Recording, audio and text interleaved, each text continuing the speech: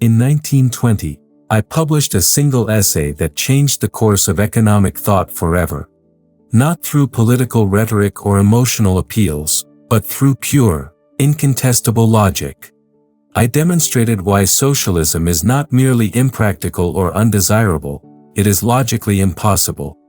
For over a century, intellectuals had debated the merits of socialism versus capitalism as if they were competing political preferences. But I proved that this was never a debate between two viable economic systems. It was a choice between economic calculation and economic chaos, between rational action and blind groping in the dark. The socialist economists who responded to my challenge spent decades trying to solve what they called the calculation problem, never understanding that they were attempting to solve a logical impossibility. Today, as American politicians once again promise that government planning can improve upon market outcomes, it becomes essential to understand why my demonstration remains as decisive now as it was then. The laws of human action do not change with political fashion or technological advancement. Chapter 1: The Foundation: Why Economic Calculation Requires Prices. The entire edifice of modern civilization rests upon a foundation that most people never consciously recognize: the ability to calculate economically. When an entrepreneur decides whether to build a factory or expand production, when a family chooses between buying a house or renting, when a farmer determines which crops to plant, all these decisions require comparing the relative values of different goods and resources. This comparison is only possible because we have market prices that reflect the subjective valuations of millions of individuals expressing their preferences through voluntary exchange. Consider a simple example that reveals the complexity beneath the surface. An American automobile manufacturer must decide whether to use steel or aluminum for a car's body. This decision involves weighing countless factors: the relative scarcity of these metals, their suitability for the intended purpose, the costs of extraction and refinement, transportation expenses, and the preferences of consumers who will ultimately purchase the vehicles. But how can the manufacturer rationally compare these factors? Only through the price system, which synthesizes all this dispersed information into numerical relationships that enable calculation. The prices of steel and aluminum emerge from competitive bidding by all industries that use these metals: construction, aerospace, electronics, and countless others. Each price reflects not just the current supply and demand, but the anticipated future needs of all these competing uses. The automobile manufacturer, consulting these prices, can determine which metal provides the greatest value in his specific application. He need not understand the complex web of relationships that generated these prices, he simply uses them as guides for rational decision-making. This process of economic calculation extends throughout the entire production structure. The steel producer himself must calculate whether to expand his blast furnaces or invest in new technology, comparing the costs of iron ore, coal, labor, and capital equipment. The iron ore company must decide whether to open new mines or increase extraction from existing sites. Each decision depends on prices that reflect the judgments of countless individuals about the relative importance of different wants and the relative scarcity of different means. Without this network of market prices, economic calculation becomes impossible. How could anyone determine whether resources are being used efficiently? How could society coordinate the productive efforts of millions of individuals toward the satisfaction of human wants? The price system accomplishes this coordination automatically, without any central planner needing to possess or process the infinite amount of information required for rational resource allocation. Chapter 2: The Socialist Dilemma: Planning Without Prices.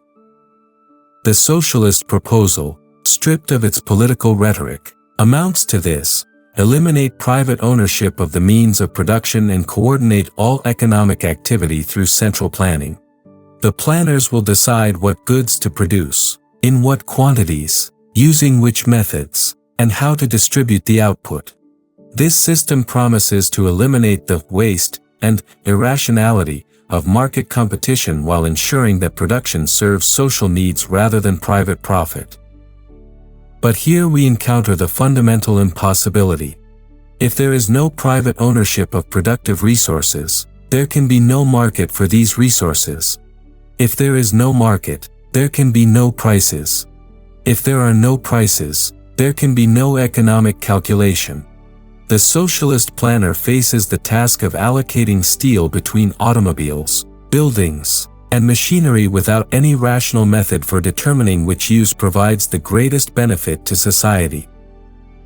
Imagine the socialist planner confronting the same decision that faced our automobile manufacturer: should cars be made with steel or aluminum?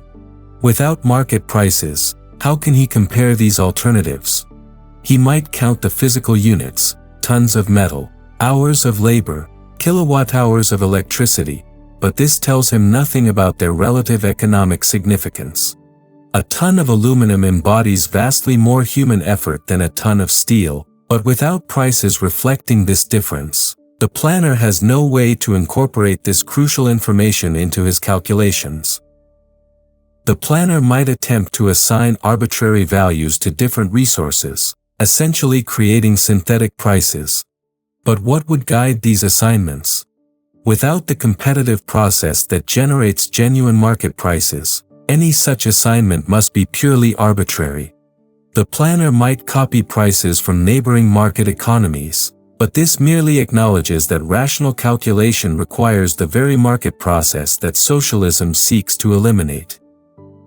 Even if we granted the impossible, that socialist planners could somehow assign correct values to consumer goods, they would still face the insuperable task of calculating the relative values of all intermediate goods and productive resources.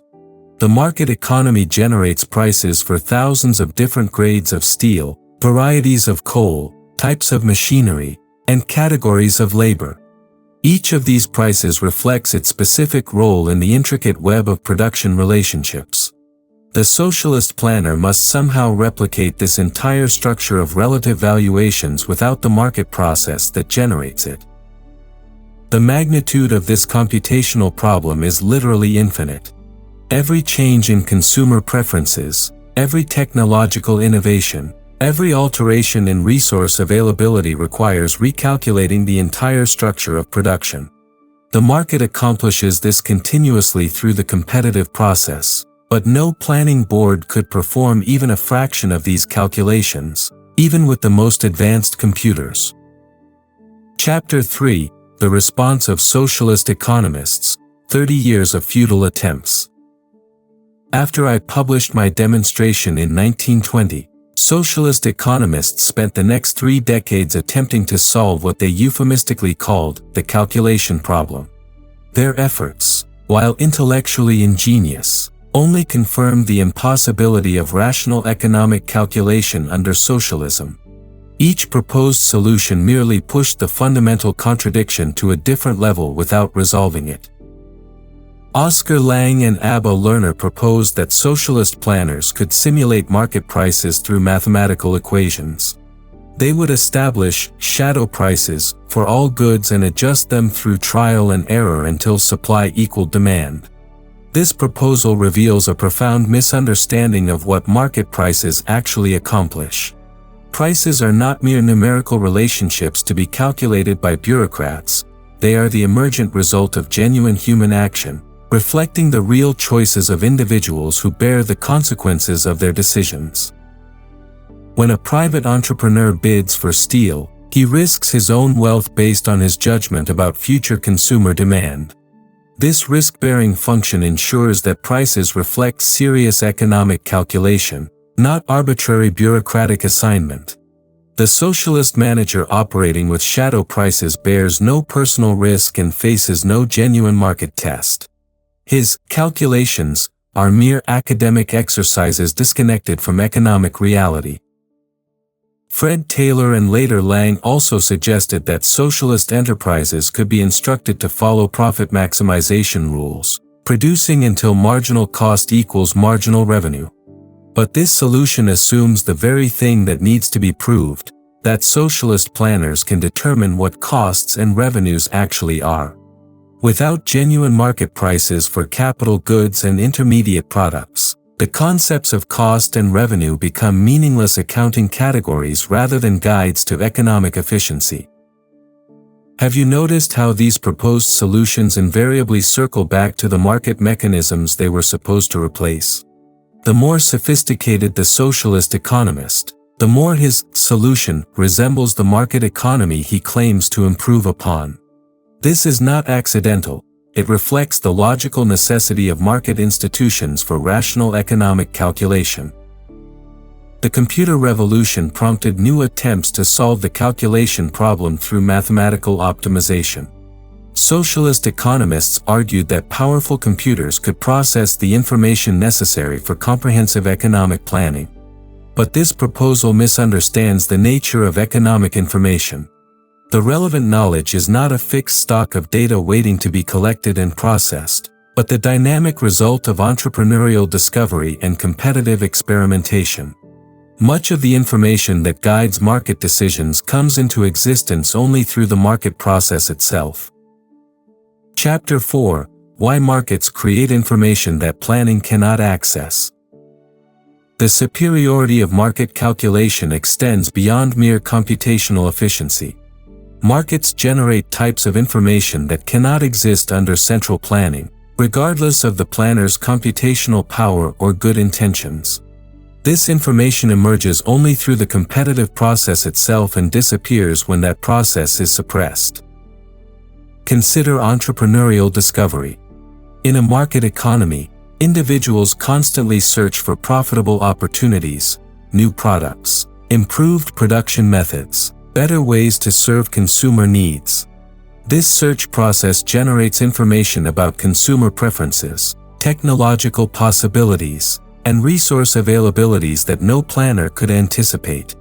The entrepreneur who discovers that consumers want smaller, more efficient automobiles creates knowledge that did not previously exist. This knowledge becomes embedded in market prices and guides the allocation of resources toward satisfaction of this newly discovered demand. Under socialism, this discovery process cannot operate. Without the possibility of private profit from successful innovation, and without the discipline of potential loss from error, there is no systematic mechanism for discovering new opportunities or eliminating inefficient practices. The planner may conduct surveys and studies, but these cannot substitute for the market test of voluntary consumer purchases. The market also generates what I call particular knowledge, specific information about local conditions, individual preferences, and unique circumstances that could never be collected and processed by any central authority. The neighborhood store owner knows which customers prefer which products, when demand fluctuates, and how to adjust his inventory accordingly. The factory supervisor understands the capabilities and limitations of his particular equipment and workers. The farmer knows the specific characteristics of his soil and microclimate. This particular knowledge is not mere detail that can be aggregated into statistical averages. It often represents the margin between success and failure, efficiency and waste. The market coordinates this dispersed knowledge through the price system, allowing individuals to act on their local information while automatically adjusting their behavior to information they do not and cannot possess. Central planning necessarily destroys this coordination mechanism. The planner cannot access the particular knowledge that guides millions of individual decisions, and even if he could collect some fraction of it, the knowledge would become obsolete before it could be processed and implemented. Meanwhile, the individuals who possess this knowledge are deprived of the market signals that would allow them to act upon it effectively. The competitive process also serves as a discovery mechanism for determining consumer preferences. These preferences are not fixed data waiting to be surveyed, but emerge through the process of choosing among available alternatives. Consumers often do not know what they want until they see what is offered. The entrepreneur who successfully anticipates latent consumer desires reveals preferences that the consumers themselves had not previously recognized. Chapter 5: The Devastating Evidence: Socialist Economies in Practice. The theoretical impossibility of socialist calculation found devastating confirmation in every attempt to implement comprehensive economic planning. The Soviet Union, Eastern European communist states, and other socialist experiments provided natural laboratories that tested my theoretical predictions against historical reality. The results consistently validated the Austrian analysis while refuting every socialist promise. Observe how these economies struggled with precisely the problems my theory predicted. Soviet planners could never solve the problem of rational resource allocation, despite decades of effort and enormous bureaucratic apparatus. They resorted to crude physical indicators, tons of steel, meters of cloth, numbers of tractors, that ignored quality, consumer preferences, and economic efficiency. The result was systematic waste on an unprecedented scale, factories producing goods that no one wanted, chronic shortages of items people actually needed, and technological stagnation despite abundant natural resources and educated populations.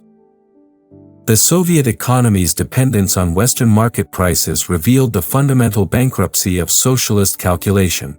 Soviet planners routinely consulted prices from capitalist countries to guide their own resource allocation decisions. This practice implicitly acknowledged that rational economic calculation required the very market process they had eliminated domestically. When socialist economists like Oscar Lange pointed to Soviet industrial growth as evidence that planning could work, they ignored this crucial fact. The planned economy could function only by parasitically relying on price information generated by the market economies it claimed to surpass. Have you ever wondered why socialist countries consistently lag behind market economies in consumer goods while occasionally achieving impressive statistics in heavy industry? The answer lies in the calculation problem. Military hardware and basic industrial machinery could be evaluated using relatively simple physical criteria, while consumer goods required the complex coordination that only markets can provide.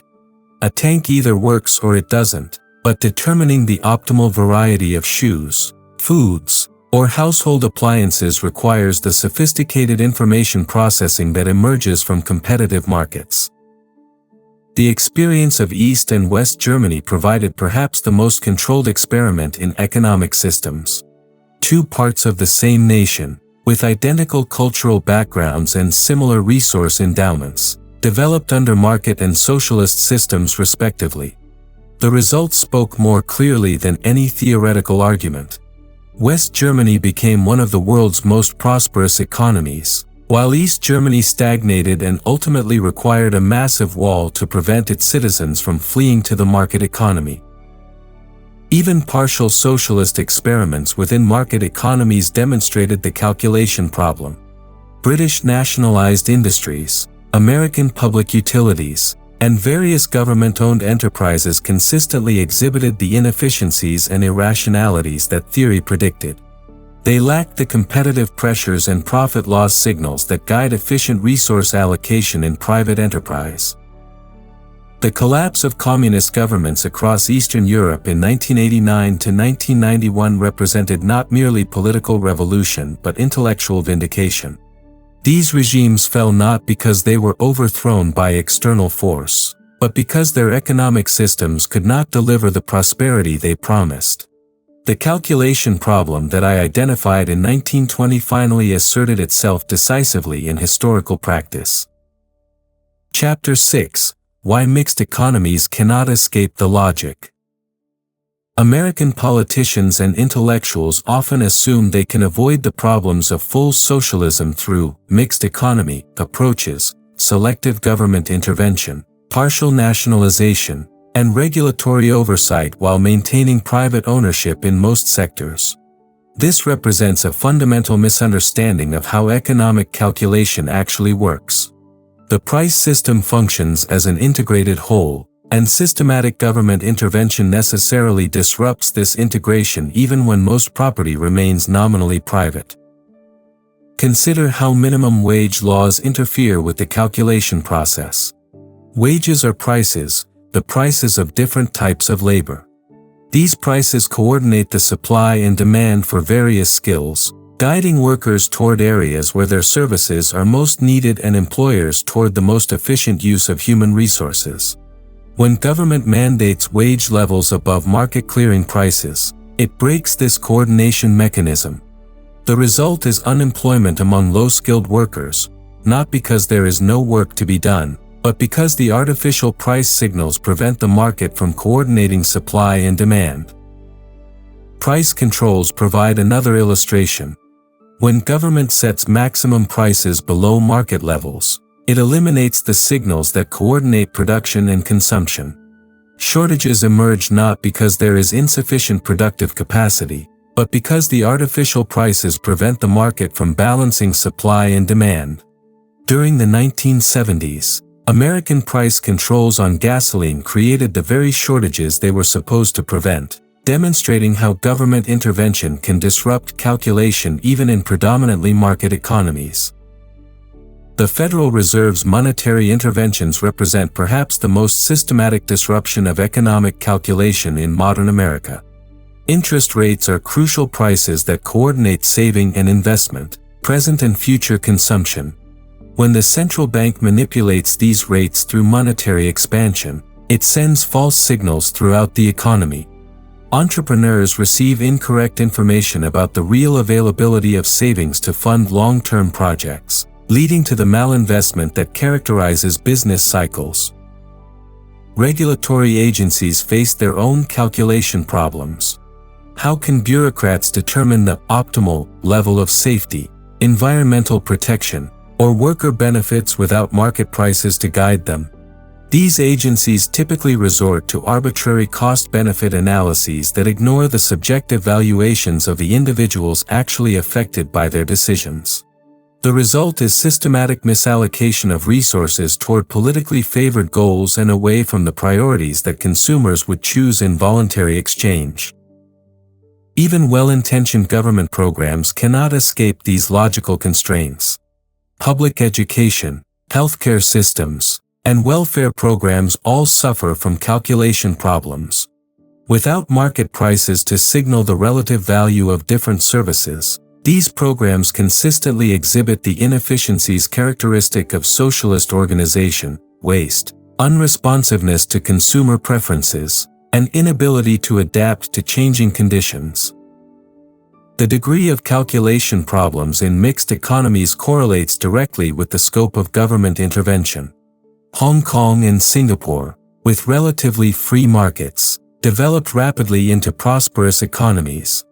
European welfare states, with more extensive intervention, exhibit persistent unemployment, slower growth, and increasing fiscal crises. The logic of calculation constraints operates regardless of the political intentions behind intervention. Chapter 7: The Practical Path Forward, Restoring Market Calculation. Understanding the logical impossibility of socialist calculation provides clear guidance for policy in contemporary America. Every government intervention should be evaluated according to whether it enhances or disrupts the market's calculation process. This criterion offers a systematic method for distinguishing between legitimate government functions and destructive interventions that undermine economic coordination. The essential foundation for market calculation is secure private property rights. Individuals must have exclusive control over their legitimately acquired resources to engage in the voluntary exchanges that generate market prices. This requires a legal system that protects contracts, enforces property rights, and provides peaceful resolution of disputes. These functions represent legitimate government roles because they establish the institutional framework within which market calculation can operate. Monetary policy provides the most urgent area for reform. Sound money is essential for accurate economic calculation because all market prices are expressed in monetary terms. When government manipulates the money supply, it distorts every price relationship in the economy. The Federal Reserve's discretionary monetary policy makes rational long-term planning impossible by constantly changing the measuring rod, money, that entrepreneurs use for calculation. America should return to a gold standard or similar constraint on monetary expansion to restore the stable unit of account that calculation requires. Regulatory agencies should be systematically eliminated or drastically reduced. Most regulations represent attempts by government bureaucrats to override market signals with their own judgments about optimal resource allocation. These interventions necessarily worsen economic coordination because bureaucrats lack both the information and incentives that guide market participants toward efficient outcomes. Deregulation would restore the price signals that enable rational business planning and consumer choice. Tax policy should focus on raising necessary revenue with minimal disruption to market processes. Complex tax codes that favor some activities over others distort the price relationships that guide economic calculation. A simple, low-rate tax system would reduce these distortions while maintaining government's legitimate functions. Progressive taxation, in particular, undermines the incentives for entrepreneurship and saving that drive economic progress. Government enterprises should be privatized wherever possible. Public schools, postal services, utilities, and transportation systems all exhibit the calculation problems inherent in socialist organization.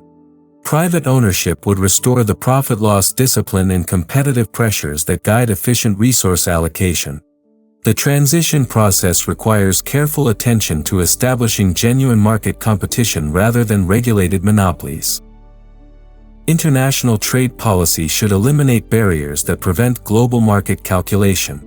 Tariffs, quotas, and trade restrictions disrupt the price signals that coordinate international specialization and exchange. Free trade allows comparative advantage to operate effectively, maximizing the benefits of international cooperation through market mechanisms. The political challenge lies in explaining these principles to Americans who have been educated to believe that government intervention can improve upon market outcomes. The key is demonstrating that this is not a question of political philosophy but of logical necessity. Just as no government can repeal the law of gravity, no political authority can eliminate the calculation requirements that govern rational economic action. Americans who understand this logic will support policies that enhance rather than undermine market calculation. Conclusion. The demonstration that socialism is logically impossible represents more than an academic exercise in economic theory. It reveals the fundamental structure of rational human action and the institutional requirements for social cooperation under the division of labor. No amount of good intentions, political rhetoric, or technological advancement can overcome the basic fact that rational economic calculation requires market prices, and market prices require private ownership of the means of production. This understanding provides Americans with a decisive intellectual weapon against the recurring socialist temptations that appear in every generation under various disguises. Whether called progressivism, social democracy, or stakeholder capitalism, all proposals for systematic government intervention in economic life run afoul of the same logical impossibility that I identified a century ago. The principles of human action do not change with changing political fashions. The path forward requires unwavering commitment to market institutions, despite the political pressures and intellectual confusion that constantly threaten to undermine them. Americans must understand that defending free markets is not a matter of political preference but of logical necessity for a prosperous civilization. The alternative is not an improved economic system, but the gradual breakdown of the calculation process that makes modern economic life possible.